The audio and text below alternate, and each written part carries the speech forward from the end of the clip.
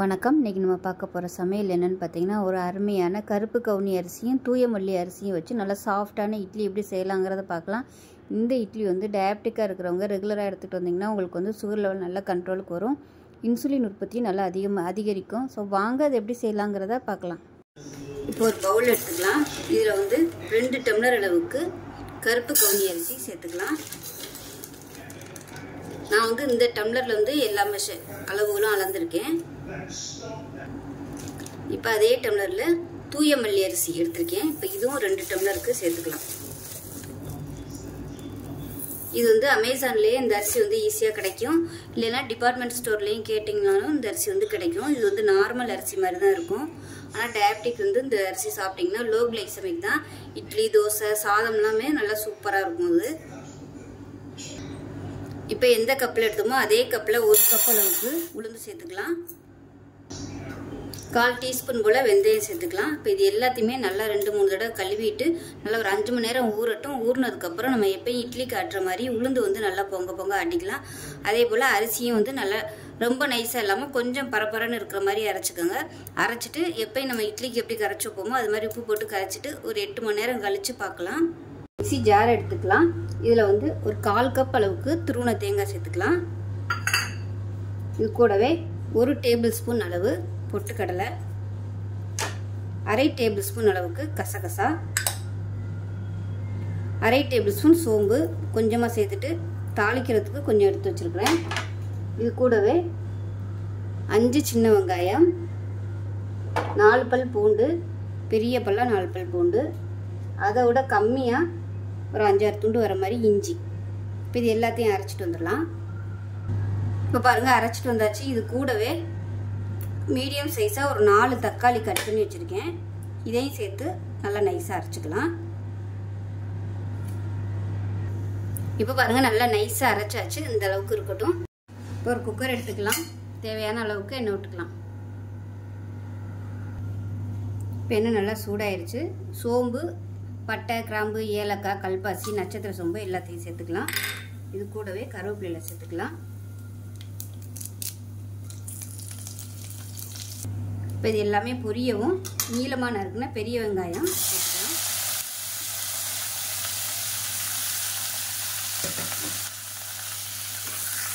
இந்த வெங்காயத்துக்கு தேவையான உப்பு சேர்த்துக்கலாம். இப்போ பாருங்கள் வெங்காயம் ஓரளவுக்கு நல்லா வதங்கிடுச்சு. இப்போ இந்த ஸ்டேஜில் வீட்டில் அரைச்சி வச்சுருக்க குழம்பு மிளகாத்தூள் வந்து 1 டீஸ்பூன் போல் சேர்த்துக்கலாம். இது கூடவே மட்டன் மசாலா ஒரு 1/4 டீஸ்பூன் போல் சேர்த்துக்கலாம்.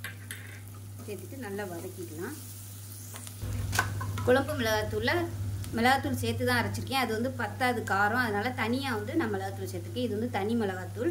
காரத்துக்கு தேவையான அளவு சேர்த்துக்கலாம். இதையும் சேர்த்து நல்லா வதக்கிக்கலாம். வதக்கி விட்டுட்டு நம்ம அரைச்சி வச்சுருக்க அந்த தக்காளி, தேங்காய் பேஸ்ட் வந்து சேர்த்துக்கலாம். சேர்த்துட்டு நல்லா வதக்கி விட்டுக்கலாம். ஒரு 2 நிமிஷம் வதக்கி விட்டுக்கலாம் மீடியமான ஃப்ளேமில். இப்போ பாருங்கள் ஒரு 2 நிமிஷம் நல்லா வதங்கிடுச்சு. பபுள்ஸ் வர ஆரம்பிக்குது. இந்த ஸ்டேஜில் மிக்ஸி அலசி வச்சுட்டு அந்த தண்ணியை வந்து சேர்த்துருக்கேன். இப்போ இதுக்கு தேவையான தண்ணி சேர்த்துக்கலாம். நல்லா சுடு தண்ணியாக சேர்த்துக்கோங்க. குருமாக்கு தேவையான அளவு தண்ணி சேர்த்துக்கோங்க. இது வந்து நல்லா திக்னஸாகவே வரும். தக்காளி வந்து அரைச்சி ஊற்றிருக்கோம், கசகசா இருக்குது, பொட்டுக்கடலை இருக்குது, அதனால் நல்லா திக்னஸாகவே வரும். இதில் விருப்பப்பட்டால் நீங்கள் முந்திரி பருப்பு கூட சேர்த்துக்கலாம். இப்போ உப்பு செக் பண்ணி பார்த்துட்டு உப்பு பத்தலைன்னா சேர்த்துக்கலாம். உப்பு கரெக்டாக இருக்குது. அதை மூடி வச்சிடலாம். புதினா இருந்துச்சுன்னா மேலே அப்படியே புதினாவை தூவி விட்டுங்க, நல்லா வாசனையாக இருக்கும். நல்லா ஒரு 4 விசில் விட்டுட்டு ஸ்டீம் போனதுக்கப்புறம் பார்க்கலாம். ஸ்டீம்னா நல்லா இறங்கிடுச்சு. எப்படி இருக்குன்னு பார்க்கலாம்.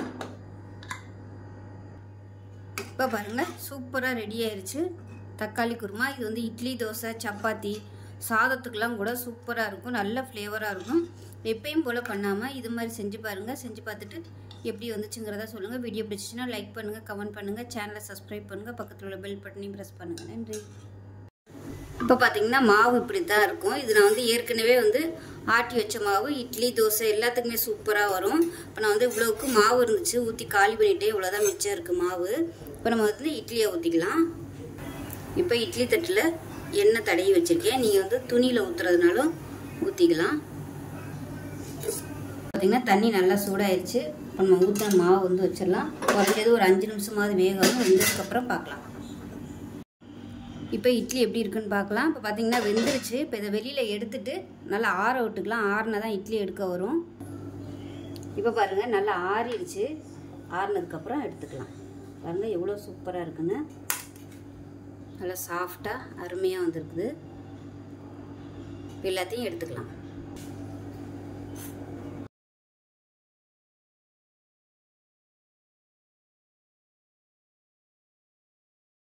இப்போ பாருங்கள் நமக்கு இட்லி ரெடி ஆயிடுச்சு. அதுக்கு சூப்பரான தொட்டு சாப்பிட்ற மாதிரி தக்காளி குருமா.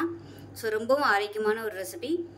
சுகர் பேஷண்ட்டாக இருக்காங்க இந்த ரேஷியோவில் அதாவது தூய மல்லி அரிசியும் கவுனி அரிசியும் சேர்த்து இட்லி ரெகுலராக சாப்பிட்டு வந்தீங்கன்னா உங்களுக்கு சுகர் லெவல் நல்ல கண்ட்ரோலுக்கு வரும்.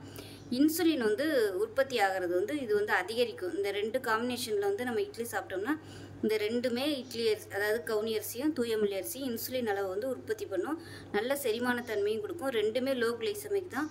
ஸோ ரொம்பவும் ஆரோக்கியமான ரெசிபி. இது சுகர் பேஷண்ட்டு மட்டும் இல்லை, நார்மலாக உள்ளவங்களும் இந்த அரிசி சாப்பிடலாம். குழந்தைகளுக்கெல்லாம் கூட இந்த மாதிரி நீங்கள் கொடுத்துட்டு வந்தீங்கன்னா நல்ல நோய் எதிர்ப்பு சக்தி அதிகமாக கிடைக்கும். உடம்பும் நல்ல ஸ்ட்ரென்த்தாக இருக்கும்.